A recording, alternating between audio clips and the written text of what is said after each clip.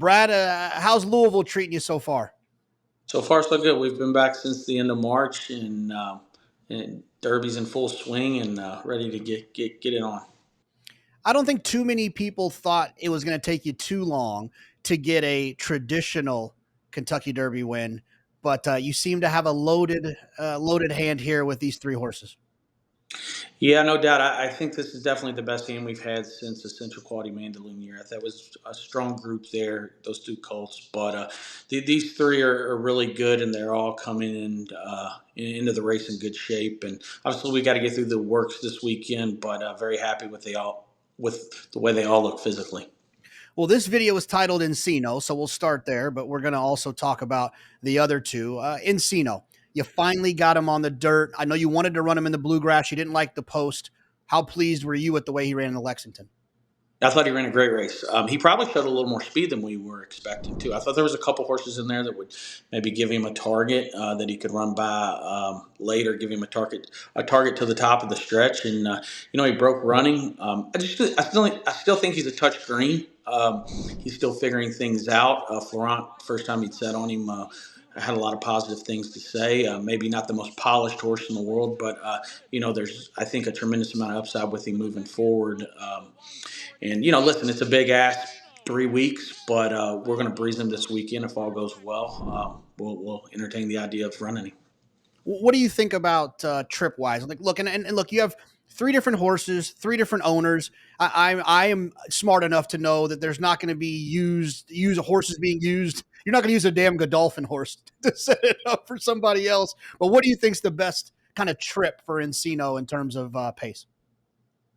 I think close. And like I said, last time he caught me a little bit off guard with how much speed he showed in the Lexington. I thought there would be a couple once again that would be in front of him, but he found himself on the lead, and I think it's one of those things where in the Derby, normally it is a hot pace. I do think there will be pace, not certain where it'll come from, but it's one of those things where in the Derby it's 20 horses and you got to break and go forward and find your position. And the horses kind of have to sort themselves out themselves. Um, it's Louis Sias taught me that, or told me that when he wrote a Central Quality. There's no you got to break and go because you don't know what's going to happen, who's going to get pinballed into you. So you have to break and try to get some type of position. And I could see him, breaking and being somewhat close, not necessarily on the lead, but somewhere up in the mix early. These horses always have to answer a lot of questions in the Derby. You've touched on Encino's greenness, being a thing in your mind that you're going to be thinking about. Are there any other concerns? Are you worried about the distance with him, or is that not one of the things that you're worried about? I don't think so. I think he's by a Derby winner. He's a really good looking horse. He has a great way of going. His works have been very solid. So, I think given the right trip, yeah, he could get the mile and a quarter.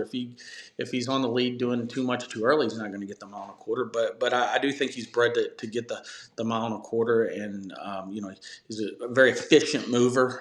In his gallops, he's got a great way of going. Since he shipped over to Churchill, he's trained very, very well since the Lexington. So that's obviously gives us the confidence to pursue the Derby. All right, well, we got you here. Let's talk about some of your shorter priced Derby runners. Let's start with Catching Freedom. We talk about having these horses having to answer questions. He won't have to answer the distance question because he ran extremely well going a mile and 3/16. I think he'll handle the extra 16th. But he does have to answer a question, I think, about breaking a little bit cleaner. You talked about Louis Sias teaching you got to get your position moving forward. Catching Freedom's been a little bit slow away from there. What are your thoughts about the way he's been breaking? Well, I'll tell you, last time Todd had a horse on the inside of him that broke through the gate in Louisiana Derby, and when that happened, he lunged forward and hit him. He hit the gate himself, and Flavian said it jarred him a little bit, and we didn't think we would be last that day. We thought we'd break, and the way his two works prior to Louisiana Derby, he was breezing much sharper. It gives us the confidence to think that he'd be a little more involved. Obviously, he did lean forward. He banged his head a bit. Flavian said he broke flat-footed, obviously.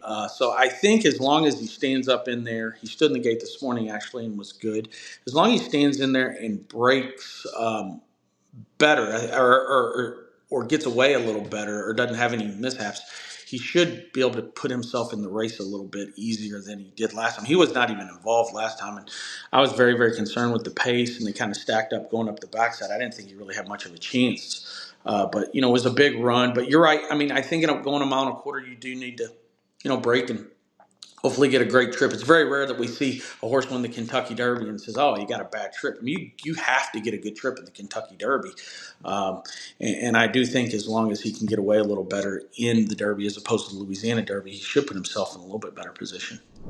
These mini pods are brought to you by Free Rein Coffee Company. They've been powering the In the Money team throughout the Triple Crown prep season, and the coffee is fantastic. Whether you're looking for whole beans, grounds, or pods, Free Rein give you what you need to get up and get after it. And they've got subscriptions available too, so you never run out. Use our promo code MONEY20 for a 20% discount site-wide over at freereigncoffee.com. During Kentucky Derby week, you can get $10 money back if your win selection runs second or third. For all the information, check out twinspires.com. And then finally, just a touch, a horse that's near and dear to In the Money Media and JK+1 with our ties with Qatar Racing. The pace was fast last time. I saw Travis Stone tweet recently that the pace was one of the fastest since moving back to the dirt and the bluegrass. They just came home a little bit slow, which means that Just a Touch ran sneaky good. What are your feelings about him? Do you feel like you're a little bit behind the eight ball, or do you feel very comfortable with where you're at? Very comfortable. I really like this horse. He's a very talented horse. Bred to do it. He's by a Triple Crown winner out of a Tabit mare. Plenty of leg, athletic horse, good work horse. We just went an easy half with him after the bluegrass there at Churchill. It's the first time he breezed at Churchill. Very happy with the move. He'll do a little bit more this weekend. But listen, he's one that, hopefully he breaks. He's another one that kind of, I thought broke. Listen, I don't know if it was the difference in winning or losing the bluegrass, but he broke a half step slow in the bluegrass. And obviously Sierra Leone was a little reluctant to load there, and we stood there for 2 or 3 minutes or whatever it was. But I think he's a good colt. I think he's definitely a horse that's I think he's a grade 1 horse. I really believe that, and we'll see if he's a Kentucky Derby grade 1 horse. But he's nice and he's tactical, and I do think he's got the talent to win a race like the Kentucky Derby. But I'm not going to put your feet to the fire on which one of your horses. Let's just get them all around there safe and hope that one of yours is there at the end. But I will ask you this as a future Hall of Famer, in my opinion, someone who's been watching all these horses train, these Derby horses train, which horse do you want your horse following, right? That's my sneaky way of asking you who's been training good around there. Do you want him following Fierceness, Sierra Leone, Forever Young? Which horse would you want your horse following trying to get out of a hole? Probably Fierceness or Forever Young. If we're behind Sierra Leone, we may be too far back. So we'll see. I mean, obviously, Catching Freedom may be back there with Sierra Leone, but I would say, close. Listen. I don't know about following anybody. We'll play the break. We'll see how things unfold. We may have 19 following us. We'll see. But I'd say the obviously Just a Touch and Encino will probably be up close and maybe tracking a few. We'll see how it plays out. Brad will be rooting for the royal blue, whether it be Godolphin, but at least the hat, the Brad Cox hat, will be rooting for that royal blue come the first Saturday in May. Sounds good. Thanks, Jonathan. Thanks.